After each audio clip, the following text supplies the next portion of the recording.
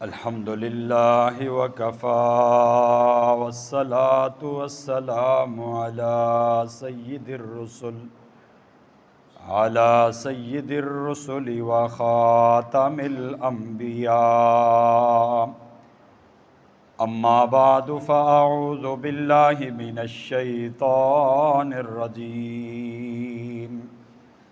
بسم اللہ الرحمن الرحیم یسألونک عن الشہر الحرام قتال فیہ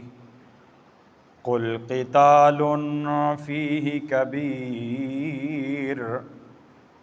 وصد عن سبیل اللہ وکفر بہ والمسجد الحرام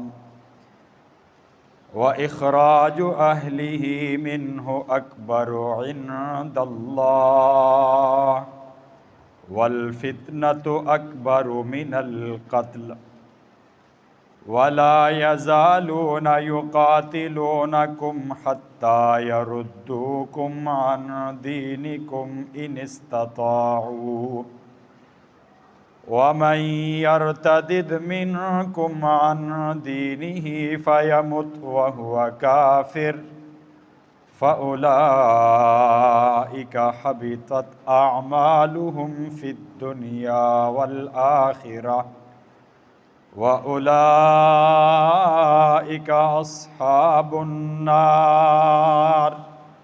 هم فيها خالدون ان الذين آمنوا والذين هاجروا وجاهدوا في سبيل الله أولئك يرجون رحمة الله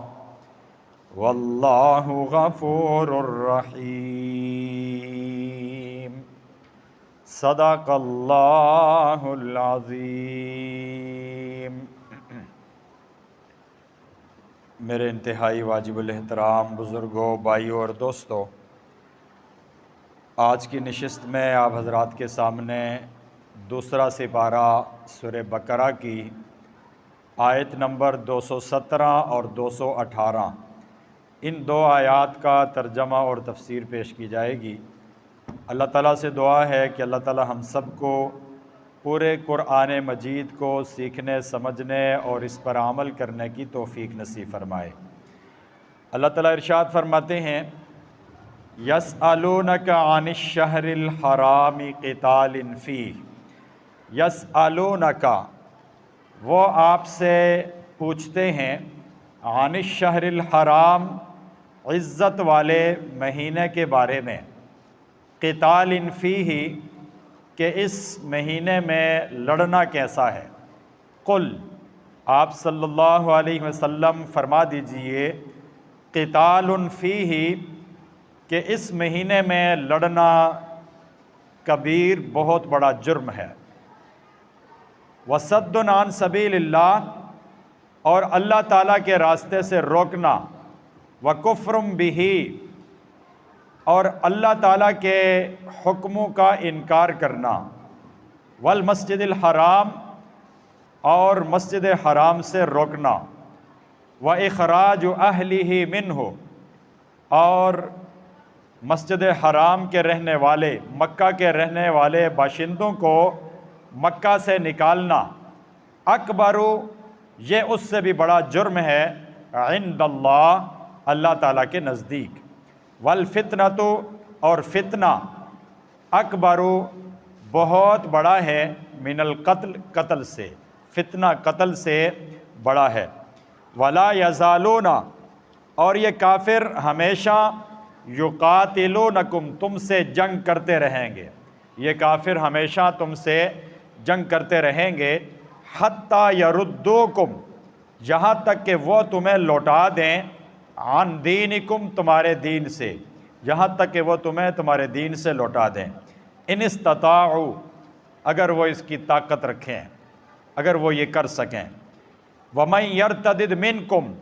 اور جو شخص تم میں سے مرتد ہو جائے گا، اپنے دین کو چھوڑ دے گا، عن دین ہی اپنے دین سے پھر جائے گا، فیمت پس پھر وہ مر گیا، وہو کافر اس حال میں کہ وہ کافر تھا، کفر کی حالت میں مر گیا، فاولئک پس یہی لوگ ہیں، حبطت اعمالہم کہ ان کے اعمال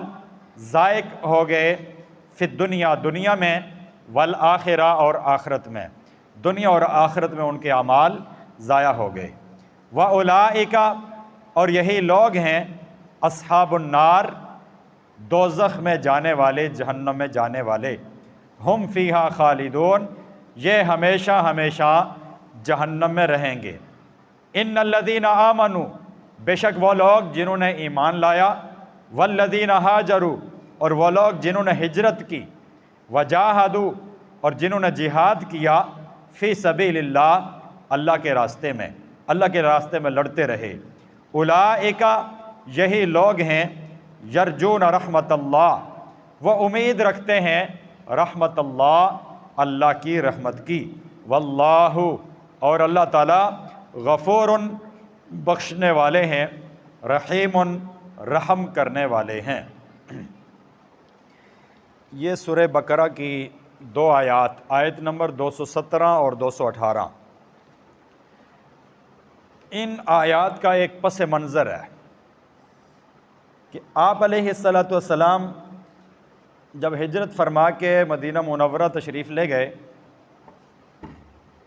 تو مکہ والوں کی سازشیں، شرارتیں وہاں بھی جاری رہیں، وہ طرح طرح سے آتے اور مسلمانوں کے حالات کا وہ جائزہ لیتے اور مسلمانوں کو نقصان پہنچانے کی پلاننگ کرتے۔ اس کے طور پہ آپ علیہ السلام وقتاً فوقتاً مختلف صحابہ کرام کے لشکر روانہ کرتے تھے، دستے روانہ کرتے تھے کہ آپ فلاں جگہ جائیں اور حالات کا جائزہ لے کے آئیں، آپ فلاں جگہ جائیں وہاں جائزہ لے کے آئیں، آپ فلاں جگہ جائیں وہاں پہ چیک کر کے حالات دیکھ کے آئیں۔ رجب 2 ہجری، ہجرت کے دوسرے سال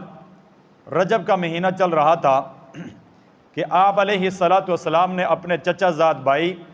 حضرت عبداللہ بن جحش رضی اللہ تعالیٰ عنہ، یہ آپ کے پھوپھی زاد بھائی تھے، ان کی بہن حضرت زینب بنت جحش آپ علیہ السلام کی زوجہ محترمہ امہات المومنین میں سے ہیں، تو یہ آپ کے برادر نسبتی بھی ہوئے اور آپ کے پھوپھی زاد بھائی بھی ہیں۔ حضرت عبداللہ بن جحش رضی اللہ تعالیٰ عنہ کی سرپرستی میں ان کو امیر بنایا اور ان کے ساتھ ایک دستہ 10-12 افراد کا ایک دستہ روانہ کیا کہ آپ طائف اور مکہ کے درمیان ایک جگہ ہے جس کو مقام نخلہ کہتے ہیں، اس جگہ آپ جائیں اور جا کر مشرکین اور مکہ والوں کی نقل و حرکت پر آپ نظر رکھیں، اس کو چیک کریں اور پھر آگے رپورٹ ہمیں دیں۔ ان کا کام لگایا تھا آپ علیہ السلام نے کہ آپ نے نقل و حرکت کو دیکھنا ہے اور پھر رپورٹ آ کے ہمیں بتانی ہے کہ وہاں پہ کیا چل رہا ہے۔ یہ جب عبداللہ ابن جحش رضی اللہ تعالیٰ عنہ اپنے ساتھیوں کو لے کر وہاں پہ پہنچے تو وہاں پہ ایک تجارتی قافلہ جو عمر بن حضرمی کے قیادت میں وہاں سے وہ گزر رہا تھا قریش کا، تو انہوں نے دیکھا کہ موقع بڑا اچھا ہے، ان کے اوپر حملہ کرتے ہیں، ان کو قتل کر دیتے ہیں اور ان سے مال غنیمت چھین لیتے ہیں۔ انہوں نے حملہ کر دیا، صحابہ کرام نے حملہ کر دیا اور عبداللہ بن واقد رضی اللہ تعالیٰ عنہ، واقد بن عبداللہ، انہوں نے تیر چلایا اور وہ تیر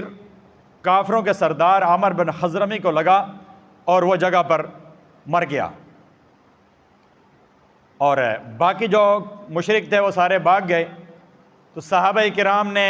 وہ جتنا مال غنیمت ان کا تجارتی قافلہ تھا اس کا مال غنیمت اکٹھا کیا اور انہوں نے اپنے اجتہاد سے مال غنیمت کو 5 حصوں میں تقسیم کیا۔ 4 حصے جو مجاہدین وہاں پہ شامل تھے ان مجاہدین میں 4 حصے تقسیم کر دیے اور 5واں حصہ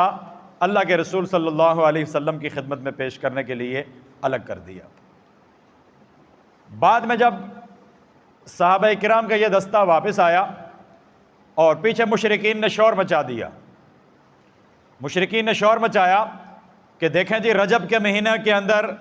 انہوں نے قتال کر دیا, انہوں نے ہمارا بندہ قتل کر دیا.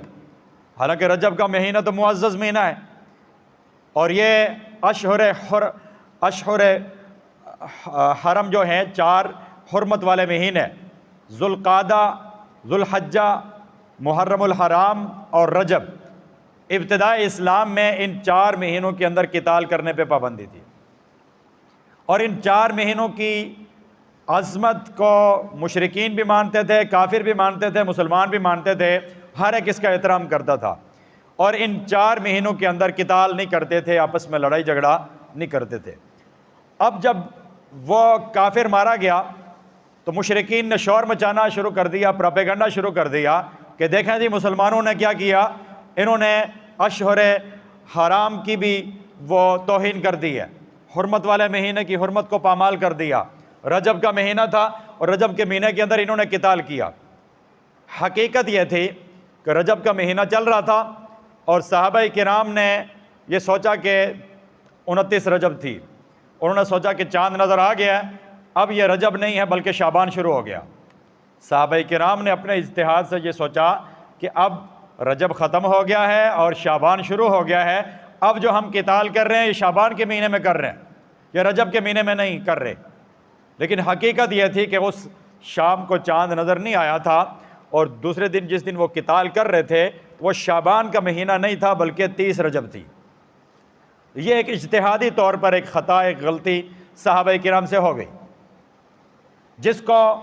بنیاد بنا کر انہوں نے واویلا اور پروپیگنڈا شروع کر دیا. حالانکہ صحابہ کرام نے جان بوجھ کر تو ایسا نہیں کیا, غلطی سے ہوا ہے. جان بوجھ کے رجب کے مہینے کے اندر انہوں نے قتال نہیں کیا, ان کے سوچ کے مطابق, سمجھ کے مطابق رجب کا مہینہ ختم ہو گیا ہے اور آگے شعبان کا مہینہ شروع ہو رہا ہے, انہوں نے یہ سوچا. لیکن حقیقت میں ایسا نہیں تھا. اس پر انہوں نے شور واویلا شروع کر دیا. آپ علیہ السلام کے مجلس میں وہ آئے, مشرکین, انہوں نے کہا جی کہ آپ کے ساتھیوں نے یہ غلط کیا. آپ علیہ السلام نے فرمایا, 2 مشرکین کے 2 بندوں کو یہ قید کر کے بھی لائے تھے ساتھ. آپ نے فرمایا کہ ان قیدیوں کو بھی حفاظت میں رکھو اور مال غنیمت کو بھی ایک جگہ رکھ لو, جب تک اللہ کی طرف سے کوئی واضح احکامات آتے اس وقت تک نہ مال غنیمت تقسیم کرنا ہے نہ قیدیوں کے بارے میں کوئی فیصلہ ہونا, انتظار کرتے ہیں. تو اللہ رب العالمین نے صحابہ کرام کی صفائی کے اندر, ان کی تسلی کے اندر تسلی دینے کے لیے, دلجوئی کے لیے اللہ تعالیٰ نے یہ آیات نازل فرمائی. یہ آیات نازل فرمائی, فرمایا یسألونک, وہ آپ سے پوچھتے ہیں, صحابہ کرام آپ سے پوچھتے ہیں, عن الشہر الحرام, عزت والے مہینے کے بارے میں آپ سے سوال کرتے ہیں, آپ سے پوچھتے ہیں, قتال فی, کہ عزت والے مہینے کے اندر لڑنا کیسا ہے. جو حرمت والے 4 مہینے ہیں, ذوالقعدہ, ذوالحجہ, محرم الحرام اور رجب, ان 4 مہینوں کے اندر لڑائی کرنا کیسا ہے. اب یہ بات بھی ذہن میں رکھیں کہ ابتدائے اسلام میں ان 4 مہینوں کے اندر لڑائی کرنا حرام تھا, لیکن بعد میں سورہ توبہ میں اللہ تعالیٰ نے ان 4 مہینوں کے اندر بھی لڑائی کرنے کی اجازت دے دی. اب جہاں جس وقت جب کافر کے ساتھ لڑنا پڑ جائے تو آپ لڑ سکتے ہیں. اب کسی مہینے میں پابندی نہیں ہے, چاہے وہ رمضان کا مہینہ ہے, رجب کا ہے, یا کوئی بھی مہینہ ہے. 12 مہینے میں جب بھی قتال کی ضرورت پیش آ جائے آپ قتال کر سکتے ہیں. پہلے ممانت تھی, پابندی تھی, بعد میں اس پابندی کو ختم کر دیا گیا. اب اجازت ہے, جس مہینے میں مرضی ہے لڑنا ہے لڑ سکتے ہیں. تو یہ صحابہ کرام نے سوال پوچھا کہ قتال فی, اس عزت والے مہینے کے اندر قتال کرنا کیسا ہے. تو اللہ تعالیٰ نے جواب دیا, قل, آپ صلی اللہ علیہ وسلم فرما دیجئے, قتال فیہ کبیر,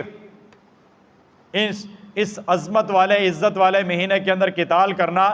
بہت بڑا جرم ہے.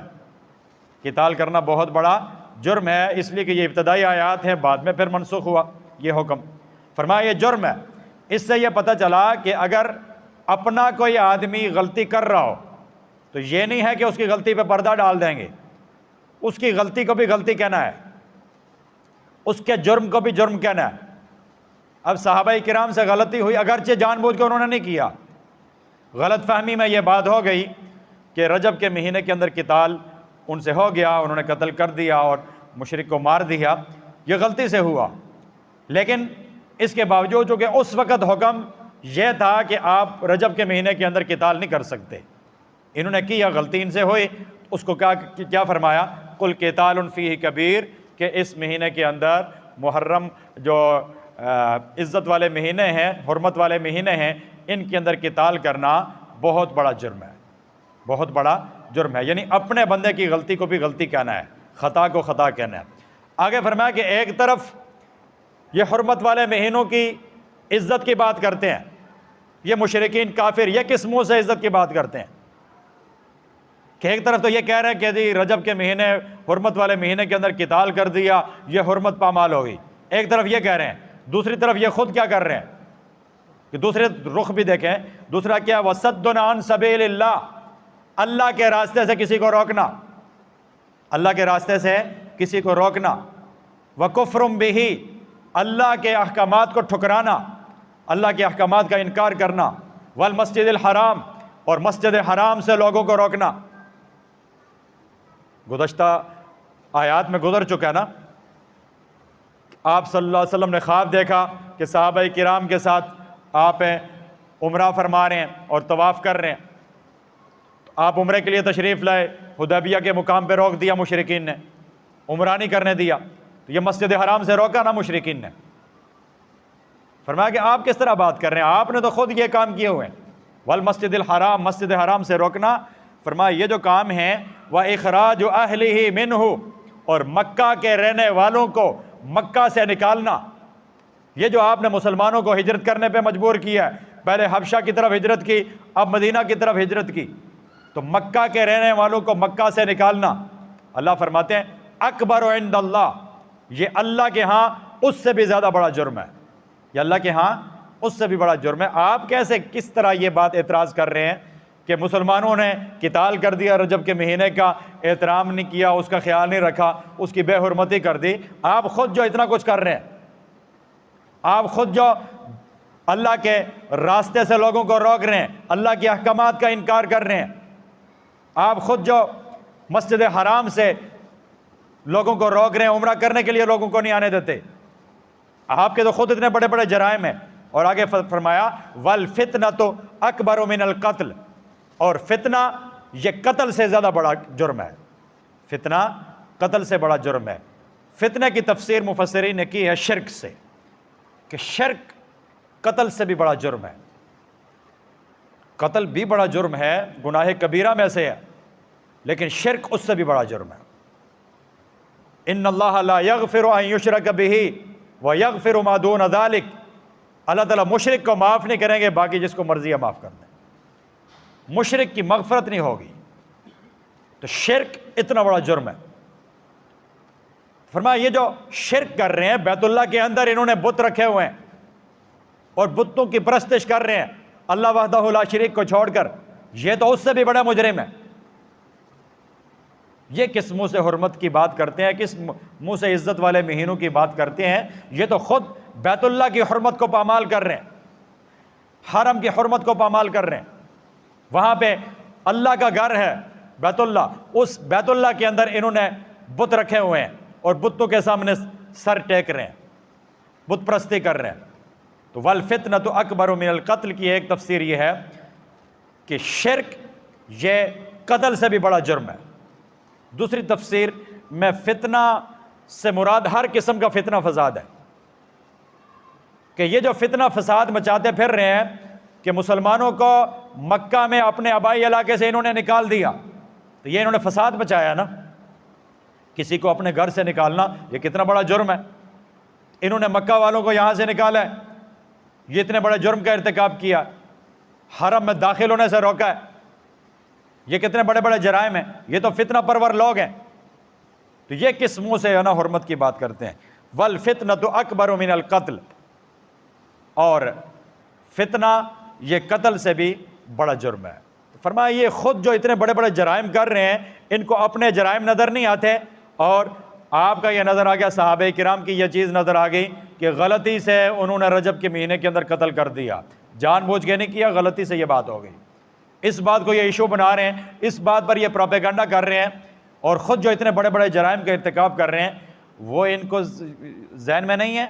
وہ ان کو سمجھ نہیں ہے ان چیزوں کی۔ آج بھی ہوتا ہی ہے نا کہ جو خود فسادی ہیں وہ امن کے علمبردار بن جاتے ہیں، اور جو امن پسند ہیں ان کو فسادی بنا کر مشہور کر دیا جاتا ہے کہ جی یہ فسادی ہیں، یہ فساد مچا رہے ہیں، حالانکہ خود فساد مچاتے ہیں، خود جرائم کا ارتکاب کرتے ہیں، خود ظلم بربریت کا مظاہرہ کرتے ہیں، لیکن اپنی وہ چیزیں نظر نہیں آتی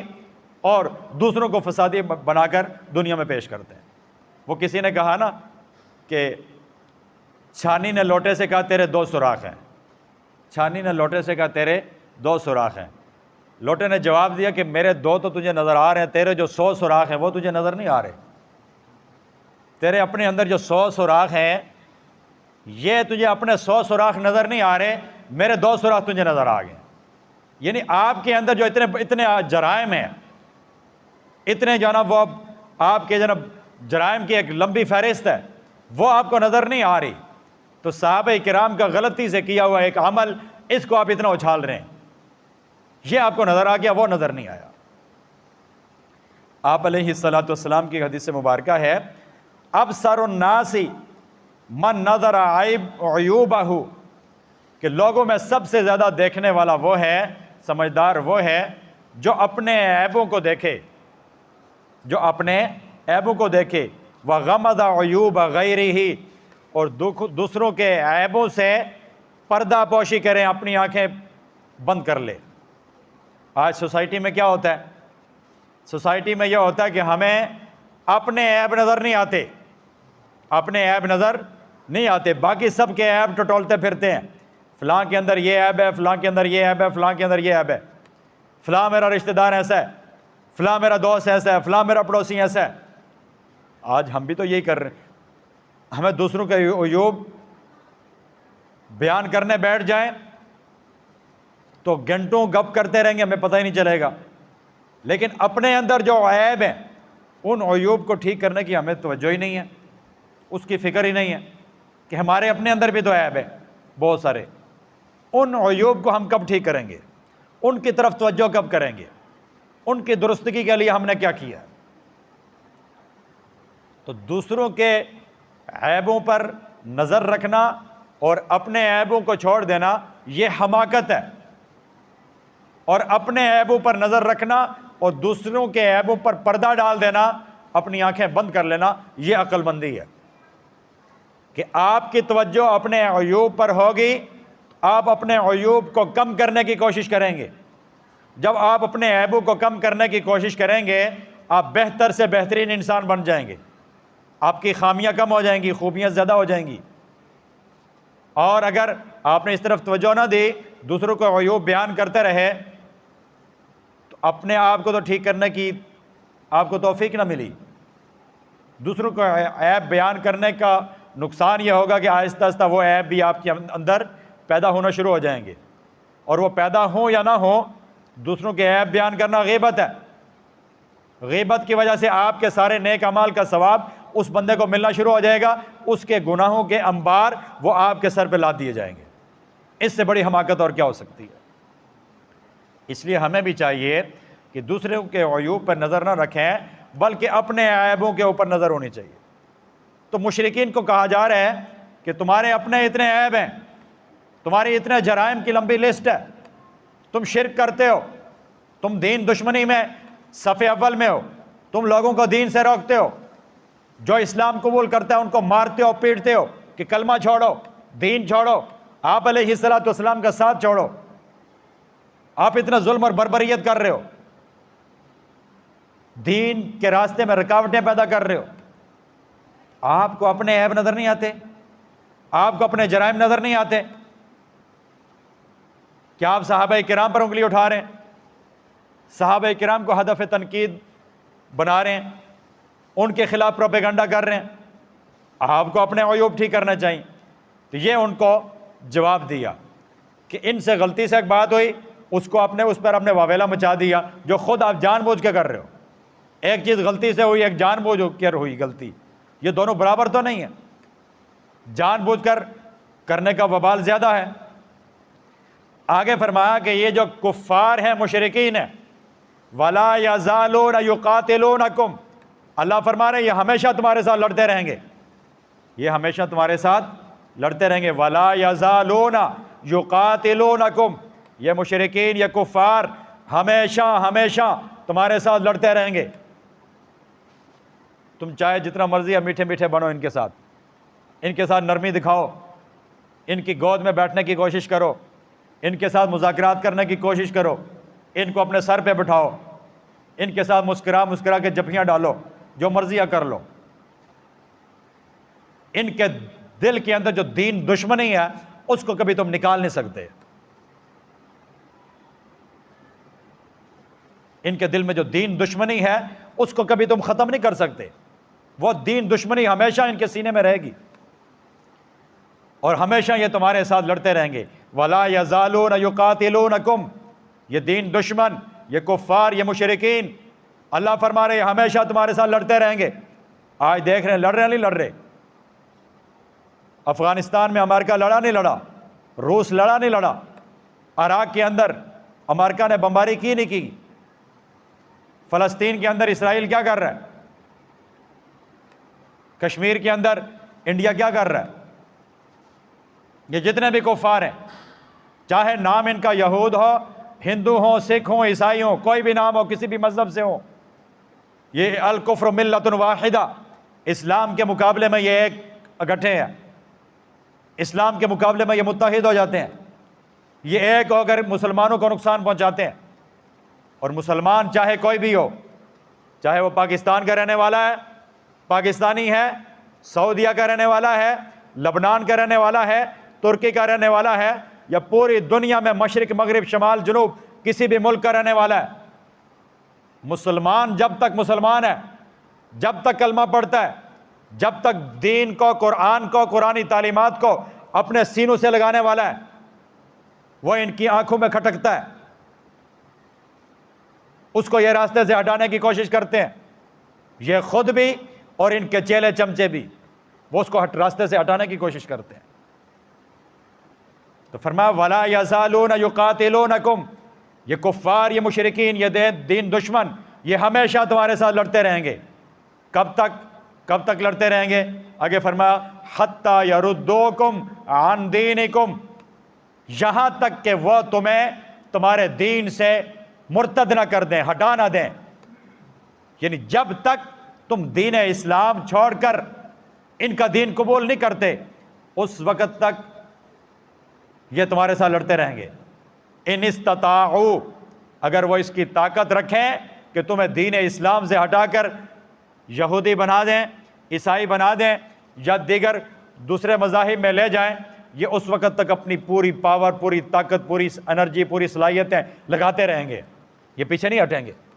یہ تم سے راضی نہیں ہوں گے، تم سے خوش نہیں ہوں گے۔ پہلا سپارہ سورہ بقرہ میں فرمایا وَلَن تَرْضَىٰ عَنْكَ الْيَهُودُ وَلَا النَّصَارَىٰ حَتَّىٰ تَتَّبِعَ مِلَّتَهُمْ، یہ یہودی اور عیسائی تم سے اس وقت تک خوش نہیں ہوں گے، تم سے اس وقت تک راضی نہیں ہوں گے جب تک تم اپنا دین اسلام چھوڑ کر حَتَّىٰ تَتَّبِعَ مِلَّتَهُمْ، ان کی ملت کا اتباع نہیں کرتے، تم یہودی نہیں بن جاتے، عیسائی نہیں بن جاتے، جب تک تم دین سے مرتد نہیں ہو جاتے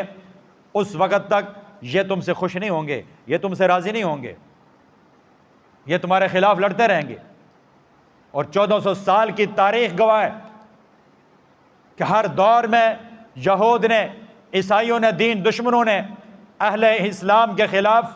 وہ ہمیشہ لڑتے رہے ہیں، آج بھی لڑ رہے ہیں، اور آئندہ بھی ان سے کوئی امید نہیں ہے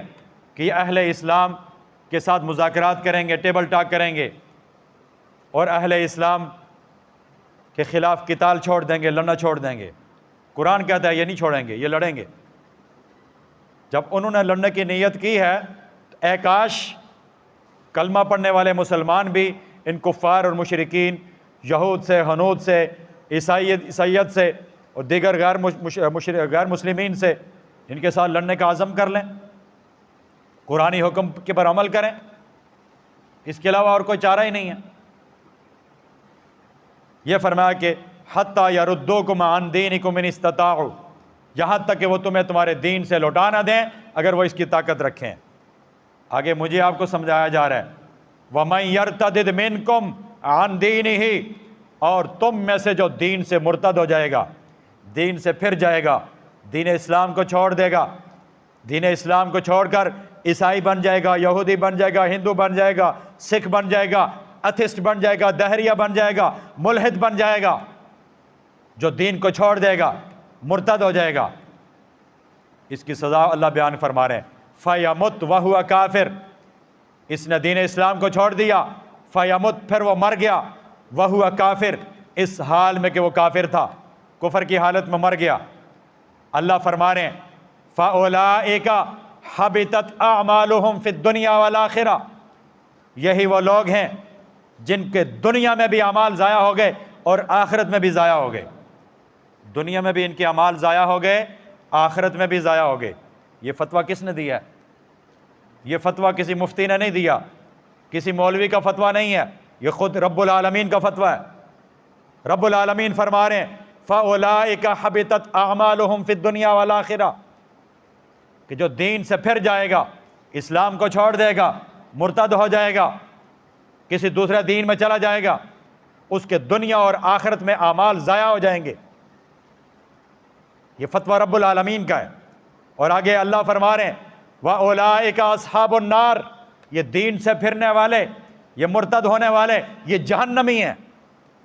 اے اللہ کب تک وہاں رہیں گے؟ فرمایا ہم فیہا خالدون، یہ مرتد ہمیشہ ہمیشہ جہنم میں رہیں گے۔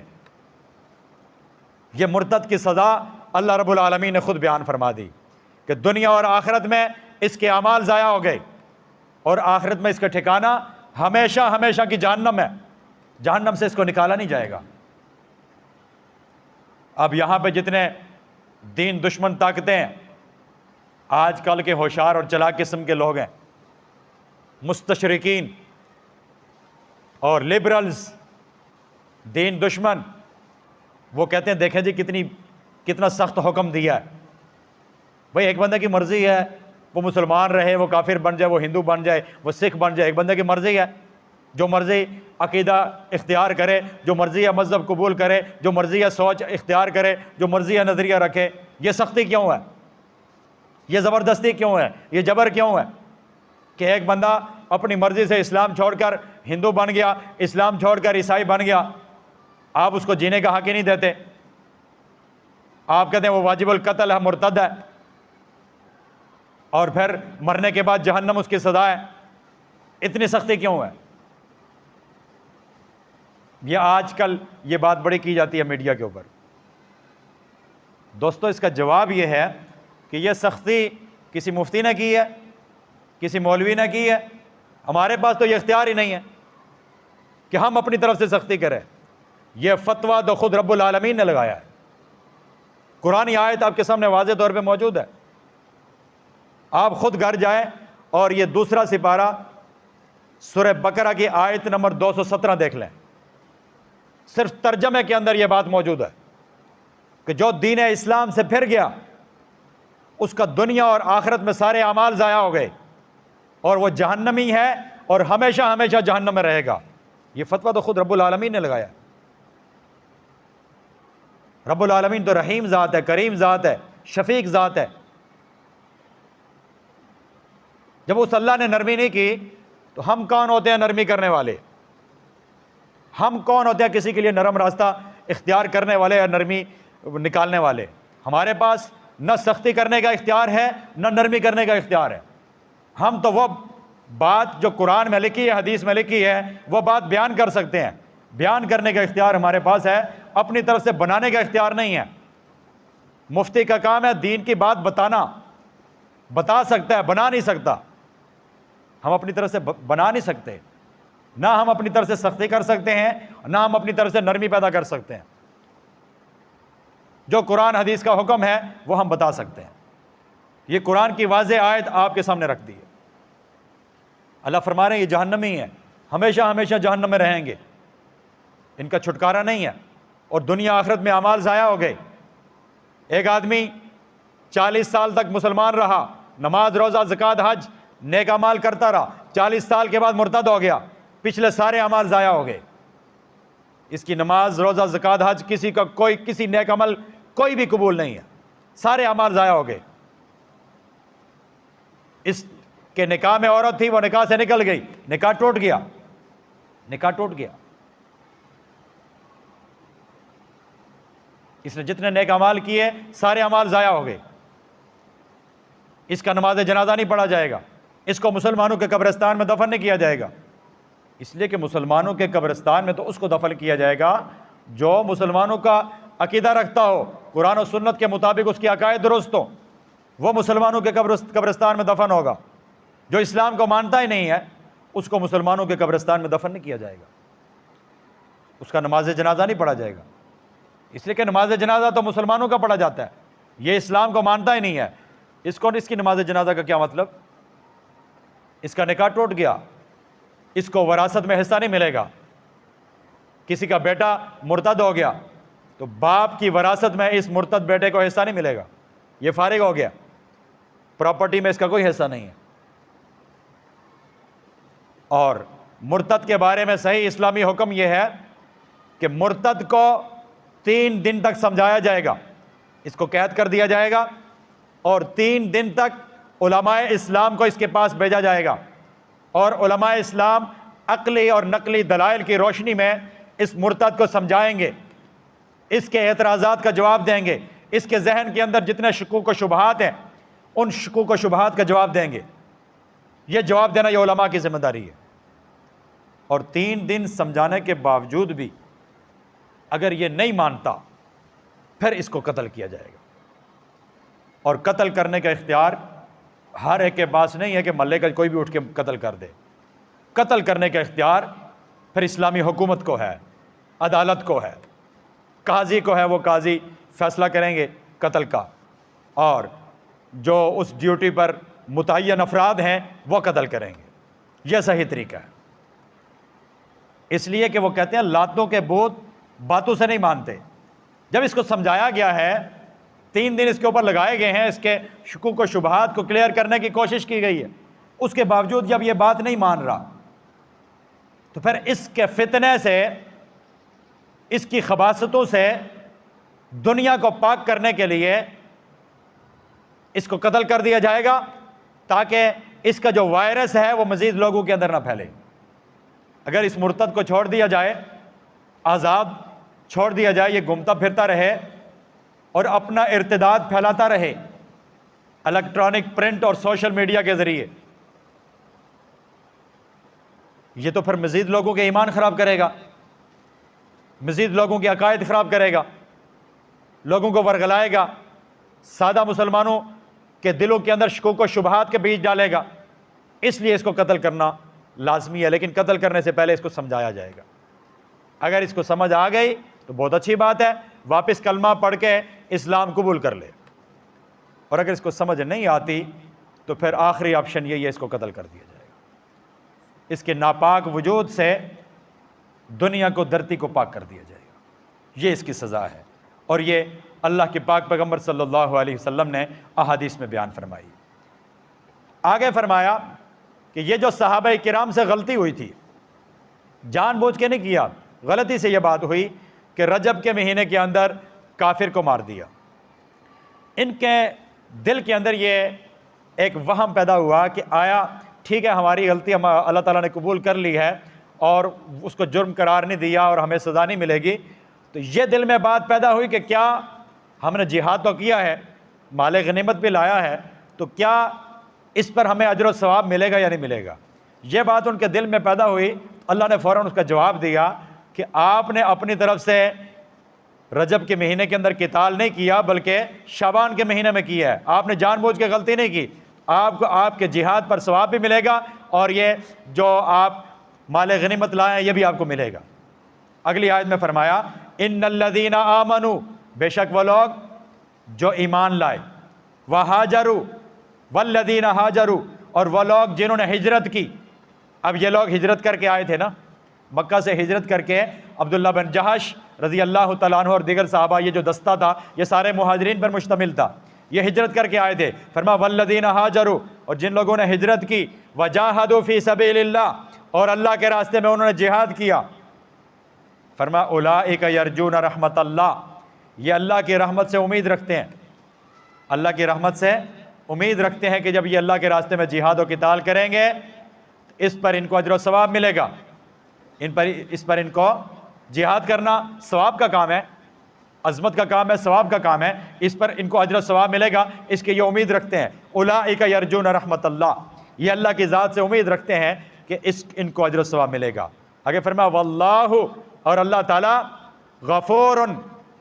بخشنے والے ہیں، اس لیے کہ جو غلطی سے ان سے کوتاہی ہو گئی اس کو اللہ نے معاف کر دیا۔ رحیم، رحم کرنے والے ہیں، اپنے بندوں سے جو کوتاہی ہو جاتی ہے وہ اگر وہ توبہ استغفار کر لیں اللہ تعالیٰ ان انسانوں کی کوتاہیوں کو معاف کرنے والے ہیں۔ تو فرمایا واللہ غفور رحیم، اللہ تعالیٰ بخشنے والے رحم کرنے والے ہیں۔ اللہ تعالیٰ ہم سب کو بھی دین کو صحیح سیکھنے، سمجھنے اور اس پر عمل کرنے کی توفیق عطا فرمائے۔ وآخر دعوانا ان الحمد للہ رب العالمین۔